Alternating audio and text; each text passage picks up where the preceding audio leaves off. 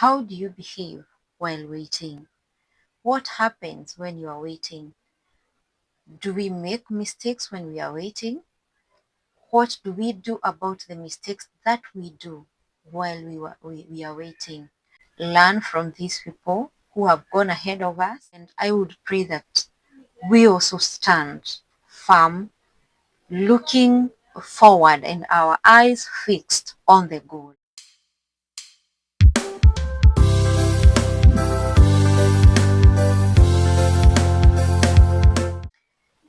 Hello, good morning, good afternoon, good evening from wherever you will be watching this from. This is Evangelist Y Alice. I am blessed of the Lord. I thank God for this far that He has brought us. I know it's been a minute, a whole month without me posting or saying anything. I would like to remind you that even as we journey on, and even as we talk about the wait and waiting upon God, I am also on that journey. So sometimes it gets tough, but I thank God I am here. I have good health.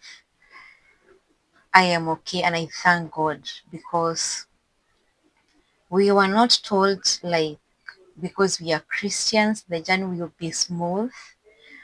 But what Christ told us that He will never leave us nor forsake us. So He's always there throughout our journey, regardless of where we are, regardless of whether we are in a dark season or whatever season we shall be in, He's always there with us. And that's very important for a Christian. So, to my returning subscribers, thank you so much for keeping it here. And to those who are new in this channel, welcome and feel at home, feel at the feet of Jesus Christ. Please make a decision of subscribing to this channel, and may God bless you so much even as you do that. And so, yeah, we are on the wait, and I am still on the wait because most of us, we don't know how to behave when you are waiting. God has promised you something, but you don't know how to behave. How do you behave while waiting? What happens when you are waiting? Do we make mistakes when we are waiting? What do we do about the mistakes that we do while we are waiting? And I'm doing this so that someone out there can know that you are not alone. Even as you wait, the mistakes that you do, there are some people who have made such mistakes, but God lifted them up and He fulfilled the promise that He had to these people. And there are those who stood and waited upon God faithfully. Also, God fulfilled His promises in their lives. And so we want to learn from these people who have gone ahead of us. And we have learned from several people, I think so far 3 people, and we are still on the story of Joseph because the story of Joseph is very long.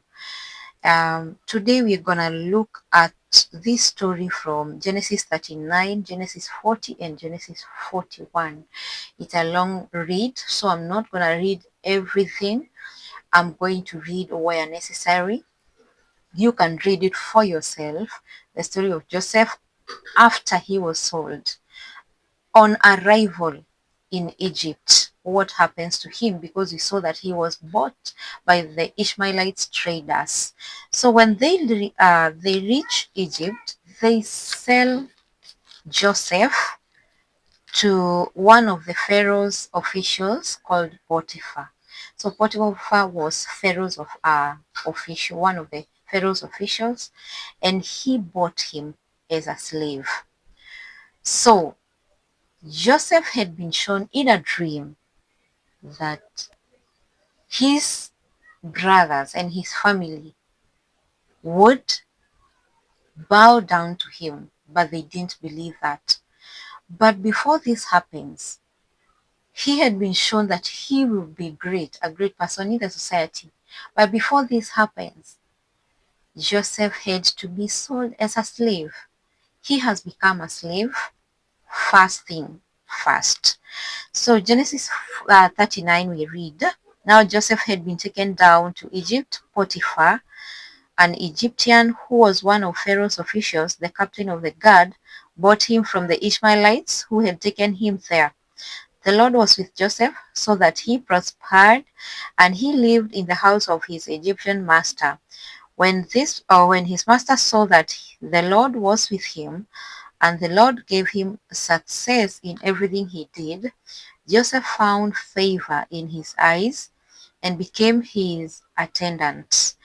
Potiphar put him in charge of his household, and he entrusted to his care everything he owned.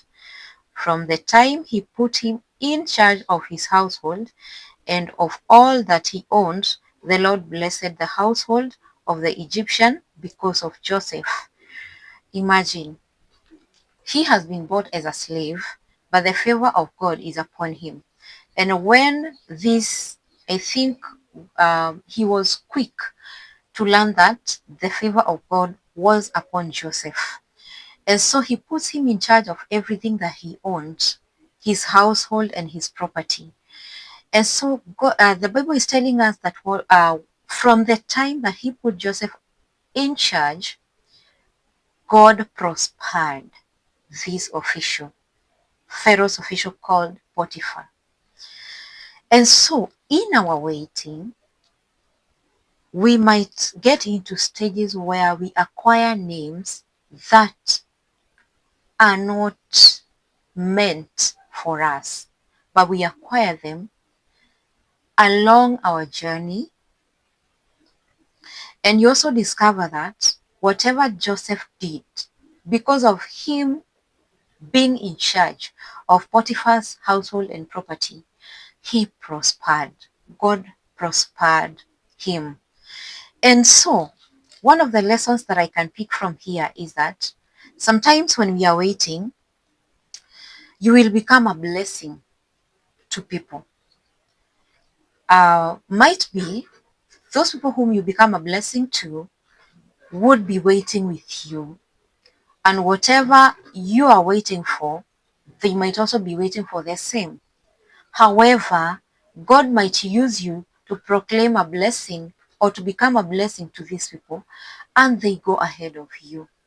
For example, maybe you have been waiting for a wife, and those who are waiting for maybe a friend or two are waiting for the same, and you are in a group, you pray so hard for this one person, and God blesses him with a wife, but you are left with none. In your journey of waiting, those people whom you meet along the journey, you pray with them, and they get whatever they are waiting God for, but you are left there. All right?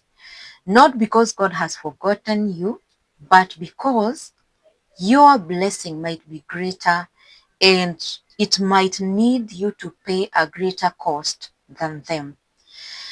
So also God gets you into a space where he trains you, because Joseph got into a space where can you see how God ordained this journey all along? That Joseph is being sold to one of Pharaoh's officials. And remember, Joseph's journey, at the end of it, he will become a leader. So he is put here so that he can also learn some of the ways of the leaders. All right. So in verse 7, we are told that out of in Joseph's journey, remember he has been put in charge of Potiphar's household and everything that Potiphar owned. But as we will learn later, as Joseph converses with Potiphar's wife was not one of the things that were under Joseph. And so one Um, one of the days, I think Potiphar was not around and he's away. The wife gets notice of Joseph because he was well built up as days went by. Remember, Joseph was sold when he was 17 years old. As days went by, he was well built up. And so the wife got noticed. And so he's telling Joseph, come to bed with me. And Joseph did not agree. So we can read that from verse 7. Now Joseph was well built and handsome, and after a while his master's wife took notice of Joseph and said, come to bed with me. But he refused. With me in charge, he told her, my master does not concern himself with anything in the house. Everything he owns he has entrusted to my care. No one is greater in this house than I am. My master has withheld nothing from me except you. Now Joseph is conversing with the wife. Except you, because you are his wife.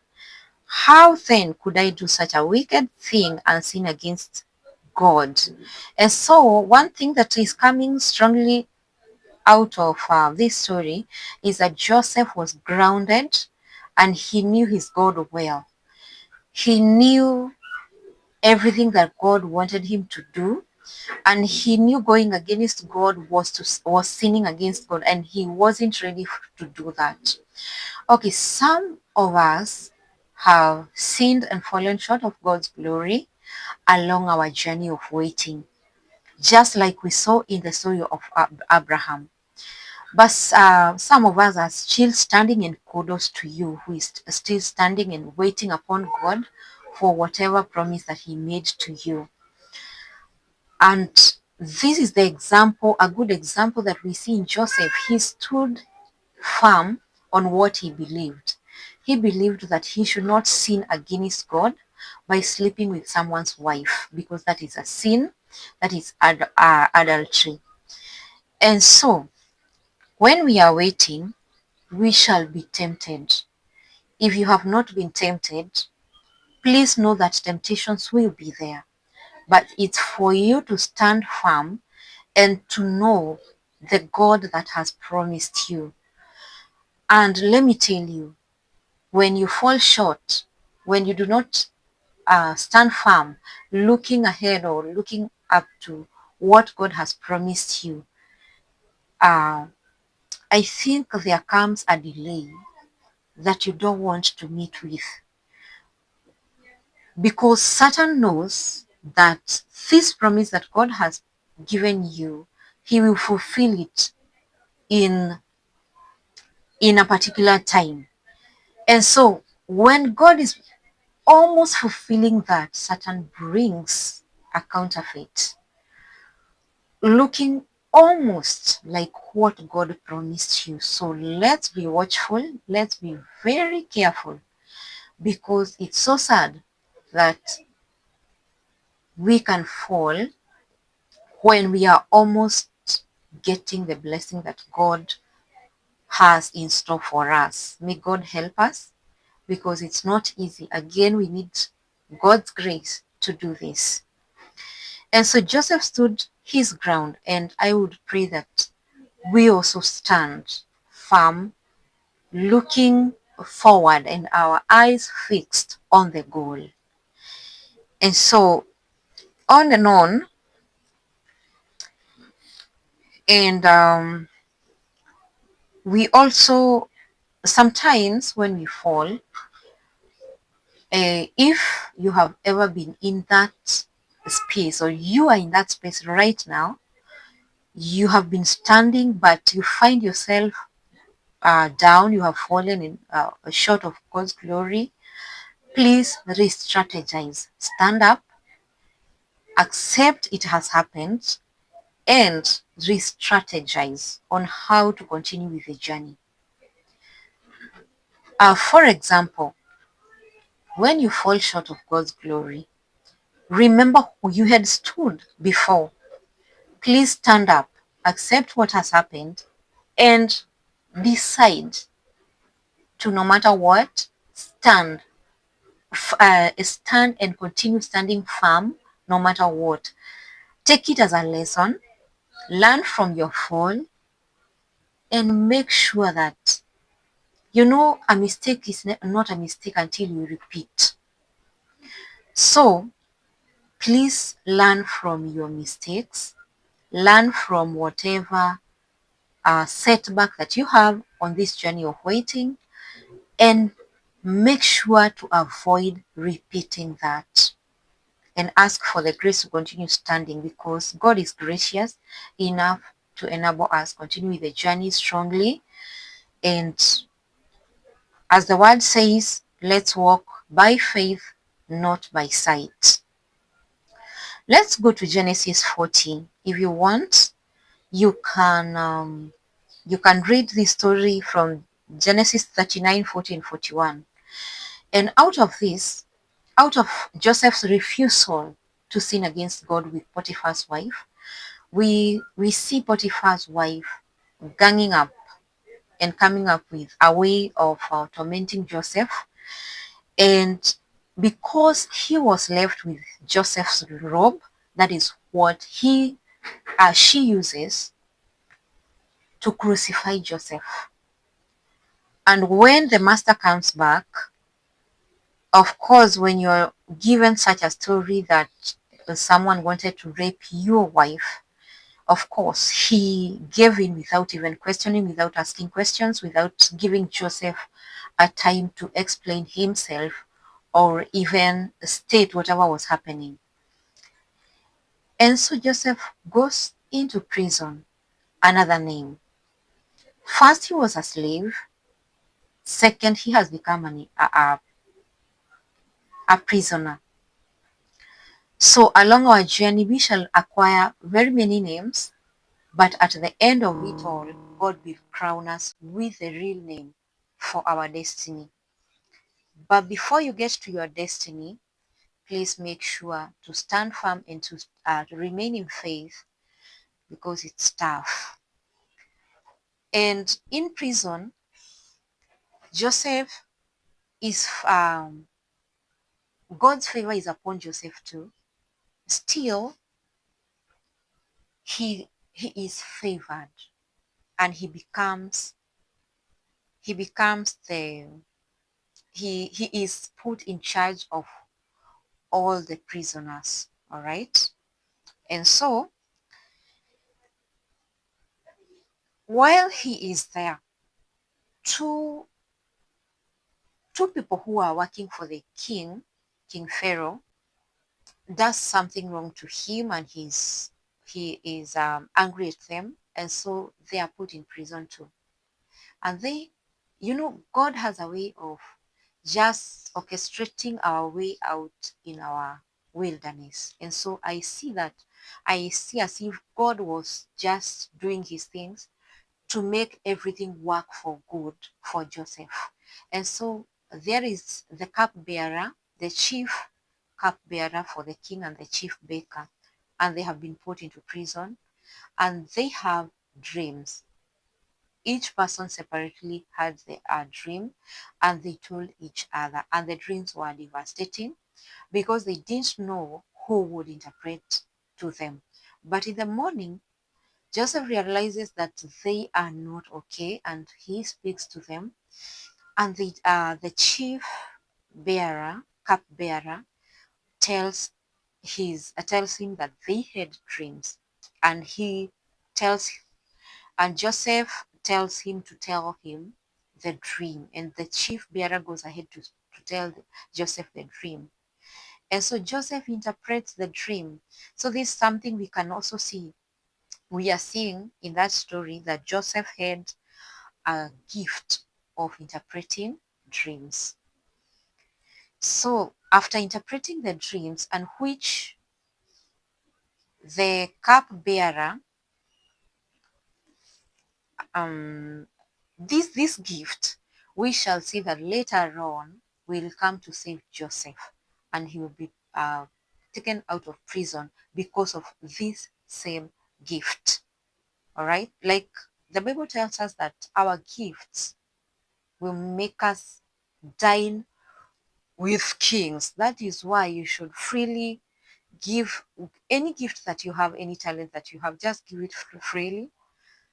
If you're a singer, sing in church, sing in your friends' weddings, sing everywhere. You don't know who sees you and what would happen after that, because God uses whatever gifts and talents that He has put in us. Like we shall see how He used this gift of Joseph to save him. And so the cupbearer's dream was at least better, and it would be fruitful later on. However, the chief baker's dream wasn't good and he was to die. But Joseph explains these dreams to them. All right. So in your journey, sometimes you will think that someone may be used of God to hold your hand, but it might not happen. Because what happens when Joseph interprets the dreams, the following day, the exact thing happens. The chief cupbearer is taken back to serving the king, and the baker is executed. And so Joseph tells the chief bearer, please remember me when you go out of here. But that does not happen. And we can read with you. The chief cupbearer, however, did not remember Joseph. He forgot him. That is Genesis 40, the last verse 23, verse 23. Even after Joseph pleaded with the chief cupbearer to remember him when he goes out there to Pharaoh, he did not remember him, because everything that we do, it's not about us. And it's not about our friends, neither is it about our parents or anyone that we look up to. It's about God. God wants us to trust in Him fully. That's why we should walk by faith, not by sight. Not by what we see, but by what we trust in God for. And so, in Genesis 41, we see that it is until God's time that God caused Pharaoh to dream dreams that no one could not interpret, that Joseph was taken out of the prison.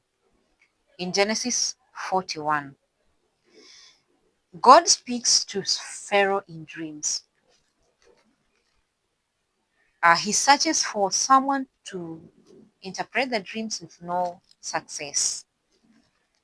I think we can have a quick read for this. When 2 full years had passed, 2 full years in prison. So Joseph stayed for 2 good years in prison.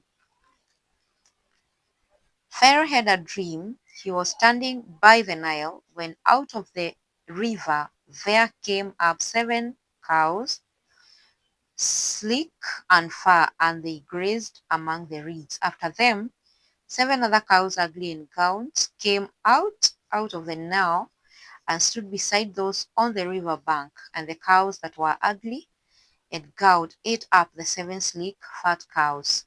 Then Pharaoh woke up. That's the first dream. He fell asleep again and had a second dream. 7 years of corn, healthy and good, were growing on a single stalk. After them, 7 other years of corn sprouted, thin and scorched by the east wind. The thin ears of corn swallowed up the 7 healthy full ears. Then Pharaoh woke up. It had been a dream. 2 different dreams, but the same meaning. And as we all know, dreams have hidden meanings, and so it's not outright. That's why they need interpretation. And so then the chief cupbearer said to Pharaoh, today I am reminded. Oh, verse 8, sorry. In the morning, his mind was troubled, so he sent for all the magicians and wise men of Egypt. Pharaoh told them his dreams, but no one could interpret them for him. God made it sure that no one would interpret that dream except Joseph, so that everything would work well for Joseph in this land, in this foreign land. Then the chief cupbearer said to Pharaoh, imagine, after 2 years, this is when the chief bearer, the chief cupbearer is remembering about Joseph. And so today I am reminded of my shortcomings. Pharaoh was once angry with his servants, and he imprisoned me and the chief baker in the house of the captain of the guard. Each of us had a dream the same night, and each dream had a meaning of its own. Now a young Hebrew was there with us, a servant of the captain of the guard. He told him our dreams, and he interpreted them for us, giving each man the interpretation of his dream, and things turned out exactly as he interpreted them to us. I was restored to my position, and the other man was impaled. He was killed. So Pharaoh sent for Joseph, and he was quickly brought from the dungeon, from the prison. When he had shaved and changed his clothes, he came before Pharaoh. Now things have started changing to an extent that Joseph had to even bathe and change for him to appear before the king, because something is changing and it's about to change. But remember, he has paid the cost. So Pharaoh said to Joseph, I had a dream and no one can interpret it, but I have heard it said of you that when you hear a dream, you can interpret it. Listen to what Joseph said. I cannot do it. Joseph replied to Pharaoh, but God will give Pharaoh the answer he desires. Then Pharaoh said to Joseph, he tells him the two dreams. In short, Pharaoh tells Joseph the two dreams. Then Joseph said to Pharaoh in verse 25, the dream of Pharaoh and one and the same. God has revealed to Pharaoh what he is about to do. The good ears of corn are 7 years. It is one and the same dream. The seven lean, ugly cows that came up afterwards are 7 years. And so are the 7 worthless years of corn scorched by the east wind. They are 7 years of famine. It is just as I said to Pharaoh. God has shown Pharaoh what he is about to do.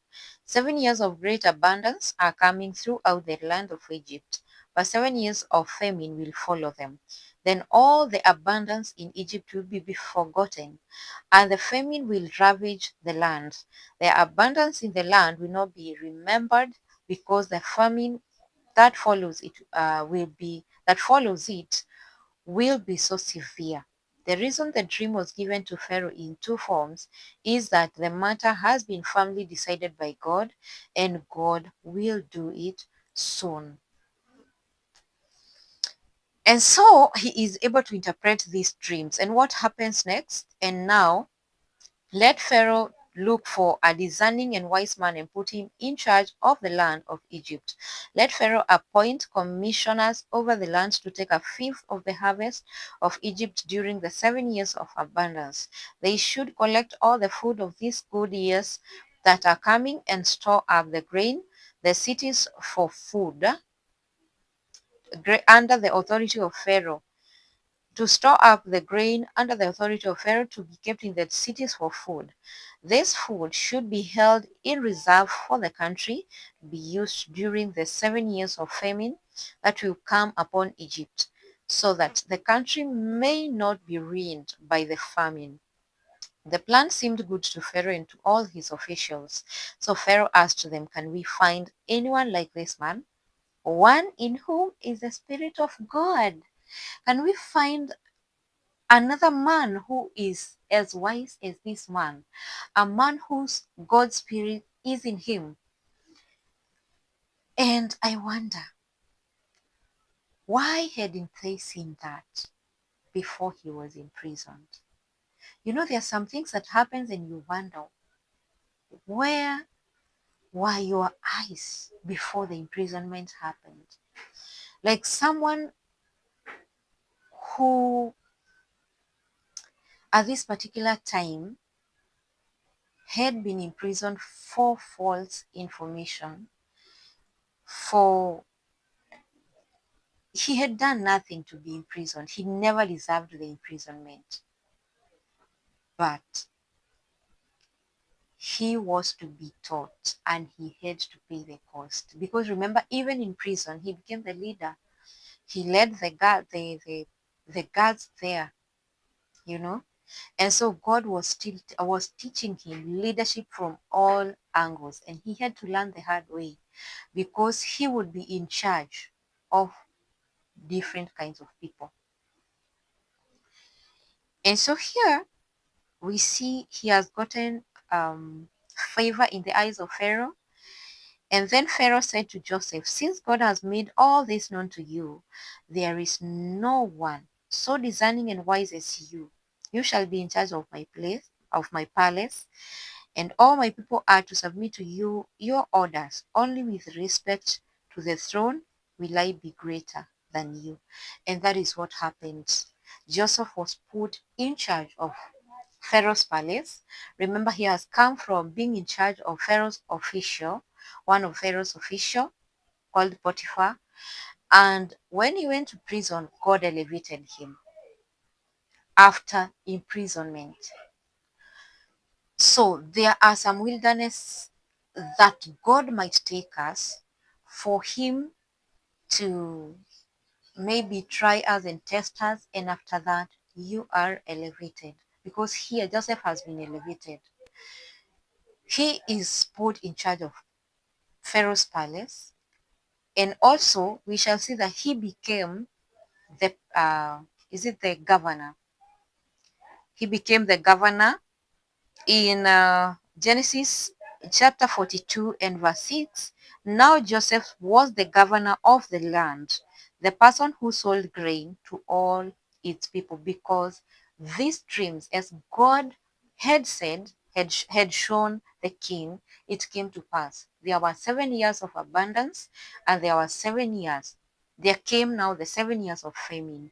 And it reached a point where people did not have food at all, and so they bought the food from the stores that Joseph had organized and collected all the food and stored. He became the governor. And when this is happening, remember, in all those areas in Egypt, in the whole land had no food except in Egypt, because he had prepared the king of Egypt and earlier enough. And so Egypt was the only country with food. Reign over so many regions. It's not like today we can say that it's only Egypt, by the way, that had food.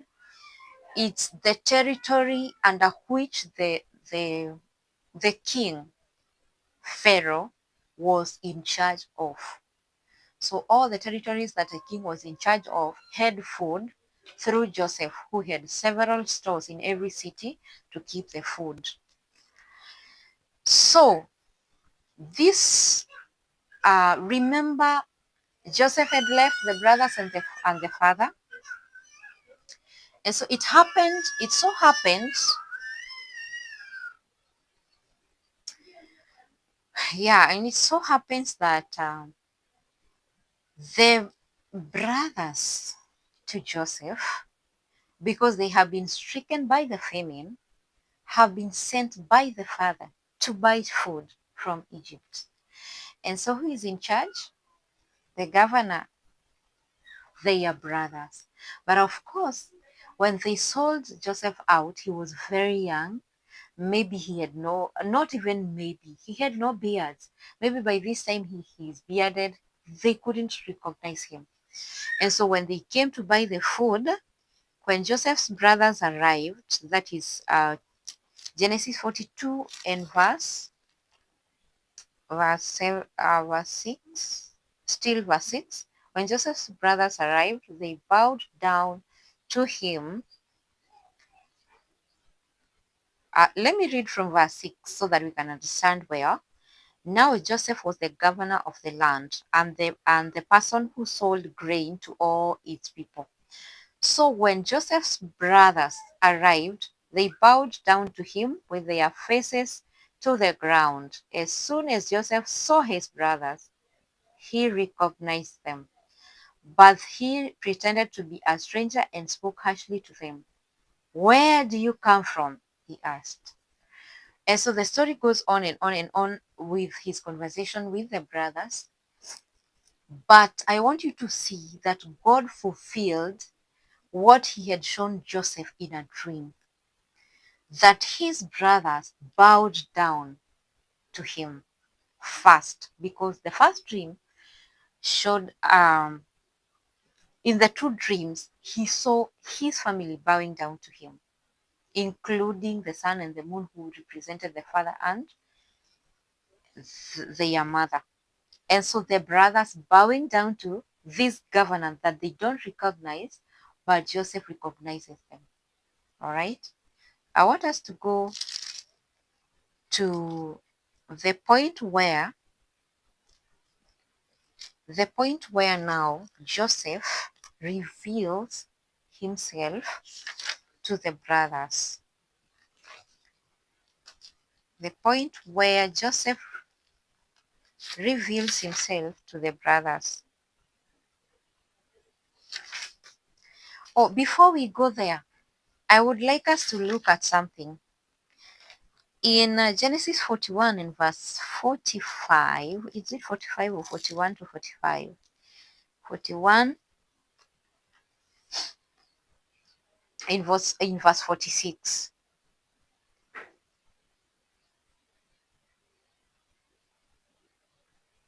Okay, let's read from verse 44. Then Pharaoh said to Joseph, I am Pharaoh, but without your word, no one will lift hand or foot in all Egypt. Pharaoh gave Joseph the name Zephanath Paneah and gave him Asenath, daughter of Potipharah, priest of On, to be his wife. And Joseph went throughout the land of Egypt.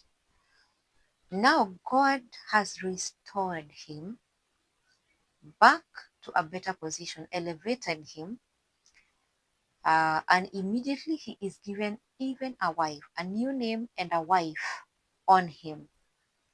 So I think when God's time reaches, you never struggle. When God's time reaches, he it's like he swiftens or fastens the process.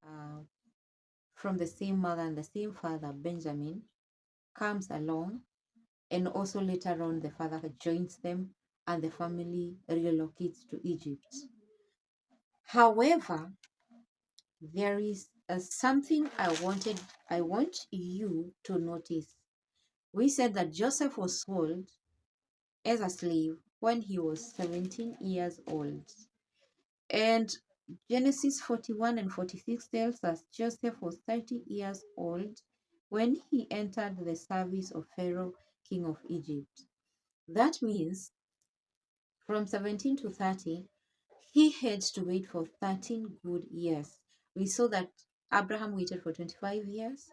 Joseph had to wait for 13 good years. And in these 13 years, the journey was not all smooth. He had ups and downs. There were things that happened to him that were not pleasant.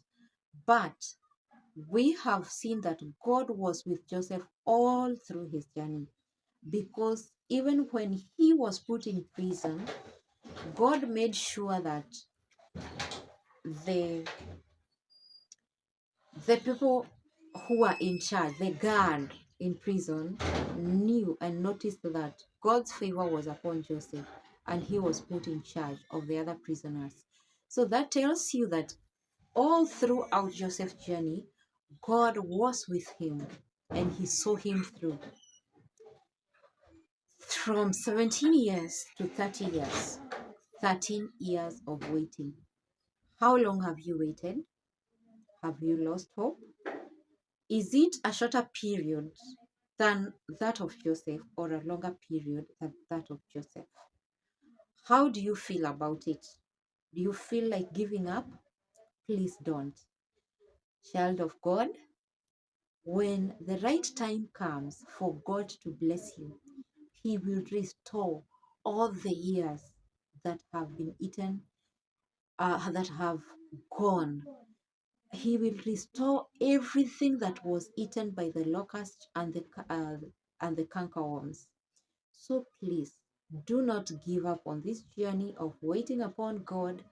Please keep on holding up to faith, holding on to God and to the faith that you have, and proclaim, because in God's own time, He will make everything beautiful for you.